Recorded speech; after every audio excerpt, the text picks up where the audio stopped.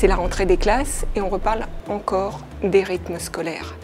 Le gouvernement a en effet donné la possibilité cette année aux communes de revenir à la semaine d'école de 4 jours et non plus de rester aux 5 matinées de classe comme c'était la règle depuis 2014.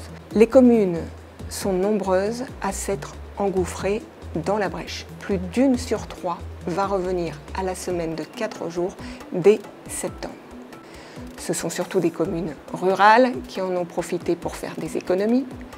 Hormis Nice, aucune grande ville ne reviendra à la semaine de 4 jours au mois de septembre. Mais la question se pose pour 2018. Que va-t-il se passer dans un an? Beaucoup de villes réfléchissent à cette question.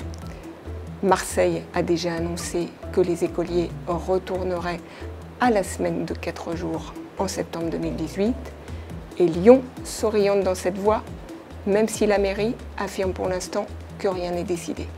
La réponse à cette question, elle va surtout être financière. Aujourd'hui, les communes disent que les activités périscolaires ont un coût qu'elles chiffrent à 230 € par an et par enfant. Alors que l'État aide déjà les communes à hauteur de 50 € par an et par enfant, une aide qui peut grimper à 90 € par an et par enfant pour les communes les plus défavorisées. Que deviendra l'aide de l'État? C'est la question. Depuis qu'il est arrivé au ministère de l'Éducation nationale, Jean-Michel Blanquer assure qu'il travaille avec le Premier ministre à la pérennisation du fonds, mais rien n'est acté. Et donc, les communes sont dans l'incertitude la plus totale. S'ajoute à cela une autre incertitude, la diminution du nombre de contrats aidés. Par exemple, on a des communes qui avaient décidé de rester aux 4 jours et demi, qui comptaient pour cela recruter des animateurs sur la base de contrats aidés et qui n'auront pas ces contrats aidés.